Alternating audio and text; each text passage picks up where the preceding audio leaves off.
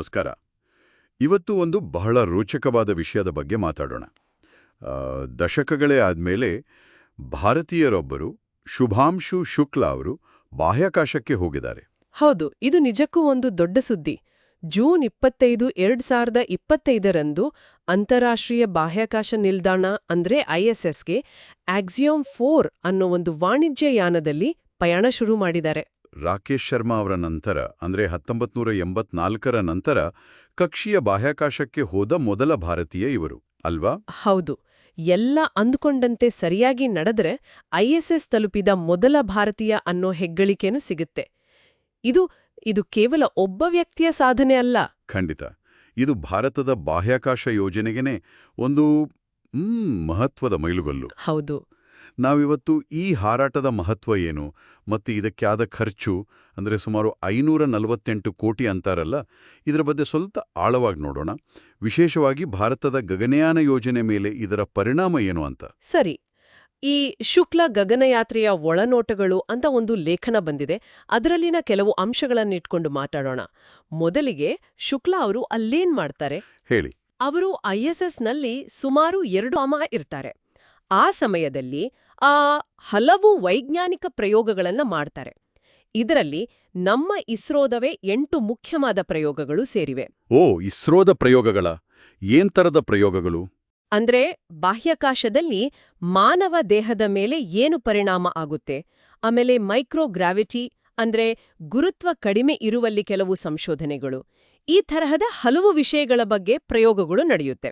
ಇನ್ನೊಂದು ಮುಖ್ಯವಾದ ವಿಷಯ ಅಂದ್ರೆ 2027ಕ್ಕೆ ಭಾರತದ ಮೊದಲ ಮಾನವ ಸಹಿತ ಬಾಹ್ಯಾಕಾಶಯಾನ ಗಗನಯಾನ ಶುರುವಾಗಬೇಕಿದೆ ಅಲ್ವಾ?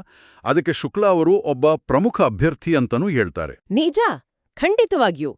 ಈ ಯಾನ ಅವರಿಗೆ ಗಗನಯಾನಕ್ಕೆ ಬೇಕಾದ ನೇರ ಅನುಭವ, ಕೌಶಲ್ಯ, ಆಮೇಲೆ ಮಾನಸಿಕ ಸಿದ್ಧತೆ ಇದನ್ನೆಲ್ಲ ಕೊಡುತ್ತೆ.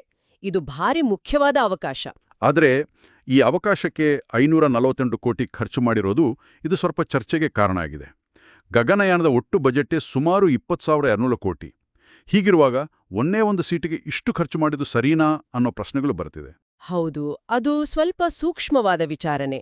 ಇದನ್ನ ಕೇವಲ ಖರ್ಚು ಅಂತ ನೋಡೋದಕ್ಕಿಂತ ಗಗನಯಾನ ಯೋಜನೆಗೆ ಮಾಡುವ ಒಂದು ಆಯಕಟ್ಟಿನ ಹೂಡಿಕೆ ಅಂತಾನೂ ನೋಡ್ಬೋದು. ಹೂಡಿಕೆನಾ?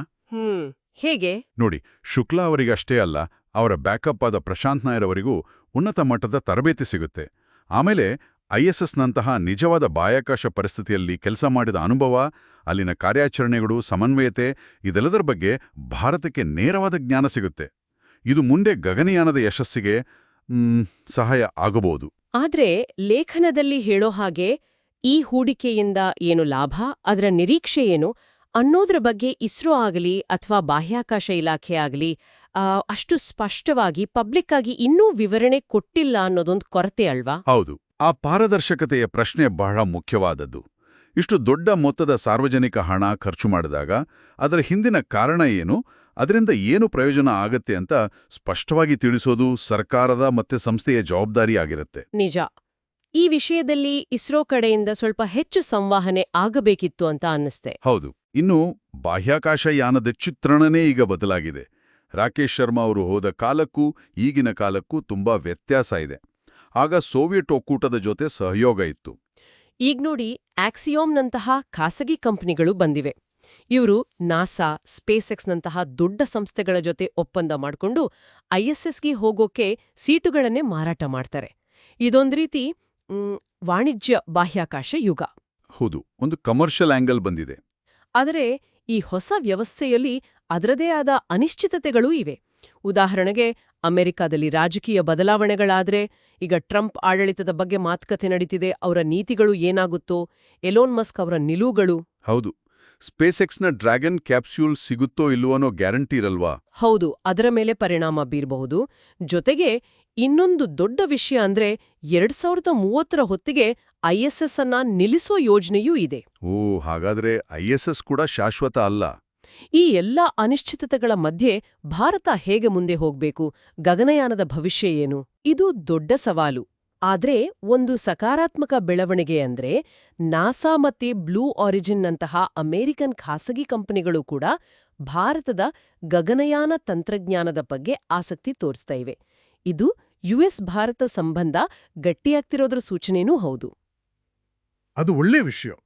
ಆದ್ರೆ ಭಾರತ ಈಗ ವಾಣಿಜ್ಯ ಬಾಹ್ಯಾಕಾಶ ಮಾರುಕಟ್ಟೆಯ ಬೇಡಿಕೆಗಳು ಮತ್ತೆ ತನ್ನದೇ ಆದ ಸಾರ್ವಜನಿಕ ಯೋಜನೆಗಳ ಅಗತ್ಯತೆಗಳು ಇವೆರಡರ ನಡುವೆ ಒಂದು ಸಮತೋಲನ ಸಾಧಿಸಬೇಕಿದೆ. ಆಮೇಲೆ ದೇಶದೊಳಗಿನ ಖಾಸಗಿ ಬಾಹ್ಯಾಕಾಶ ಕಂಪನಿಗಳನ್ನ ಉತ್ತೇಜಿಸೋ ಪ್ರಯತ್ನಗಳು ಇನ್ನೂ ಸ್ವಲ್ಪ ಹೆಚ್ಚಾಗ್ಬೇಕು ಅನ್ಸುತ್ತೆ. ಹಾಗಾಗಿ ಶುಕ್ಲಾ ಅವರು ವಾಪಸ್ ಬಂದಮೇಲೆ ಇಸ್ರೋ ಮುಂದಿರೋ ಸವಾಲುಗಳು ಕೇವಲ ತಾಂತ್ರಿಕವಾದದ್ದು ಮಾತ್ರ ಅಲ್ಲ. ಖಂಡಿತ ಅಲ್ಲ. ಕಾರ್ಯತಂತ್ರದ ಸವಾಲುಗಳು ಮತ್ತೆ ಮುಖ್ಯವಾಗಿ ಸಂವಹನದ ಸವಾಲುಗಳು ಇರ್ತವೆ.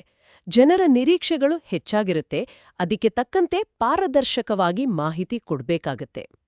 ಒಟ್ನಲ್ಲಿ ಹೇಳೋದಾದ್ರೆ ಶುಕ್ಲಾ ಅವರ ಈ ಯಾನ ಇದೊಂದು ಮೈಲಿಗಲ್ಲು ಹೌದು. ಆದರೆ ಅದಕ್ಕಿಂತ ಹೆಚ್ಚಾಗಿ ಇದು ಬದಲಾಗುತ್ತಿರುವ ಜಾಗತಿಕ ಬಾಹ್ಯಾಕಾಶ ಕ್ಷೇತ್ರದಲ್ಲಿ ಭಾರತಕ್ಕೆ ಕಲಿಯಲು ಒಂದು ಅಮೂಲ್ಯವಾದ ಅವಕಾಶ. ನಿಜ. ಇದು ಮುಂದಿನ ದಾರಿಯನ್ನ ಅಂದ್ರೆ ಭಾರತದ ಬಾಹ್ಯಾಕಾಶ ಕಾರ್ಯಕ್ರಮದ ದಿಕ್ಕನ್ನ ನಿರ್ಧರಿಸಲು ಸಹಾಯ ಮಾಡುವ ಒಂದು ಪ್ರಮುಖ ಘಟ್ಟ. ಹಾಗಾದ್ರೆ ಕೊನೆಯದಾಗಿ ನಮ್ಮ ಕೇಳುಗರು ಯೋಚಿಸ್ಲಿಕ್ಕೆ ಒಂದು ಪ್ರಶ್ನೆ ಇಡೋಣ. ಈ ಎಲ್ಲಾ ಜಾಗತಿಕ ಅನಿಶ್ಚಿತತೆಗಳು, ಮುಂದೆ ಬರ್ತಿರೋ ಗಗನಯಾನ ಯೋಜನೆ ಇವೆಲ್ಲದರ ಹಿನ್ನೆಲೆಯಲ್ಲಿ ಶುಕ್ಲಾ ಅವರ ಯಶಸ್ವಿ ವಾಪಸಾತಿಯ ನಂತರ ಸಾರ್ವಜನಿಕರ ನಿರೀಕ್ಷೆಗಳನ್ನ ಸರಿಯಾಗಿ ನಿಭಾಯಿಸಲು ಮತ್ತು ಬಾಹ್ಯಾಕಾಶದಲ್ಲಿ ಭಾರತದ ಭವಿಷ್ಯವನ್ನ ಭದ್ರಪಡಿಸಲು ಇಸ್ರೋ ಯಾವ ರೀತಿಯಲ್ಲಿ ಅಂದ್ರೆ ಎಷ್ಟು ಪಾರದರ್ಶಕವಾಗಿ ಮತ್ತು ಯಾವ ಕಾರ್ಯತಂತ್ರದೊಂದಿಗೆ ಸಂವಹನ ನಡೆಸಬೇಕು ಇದರ ಬಗ್ಗೆ ಯೋಚಿಸಿ.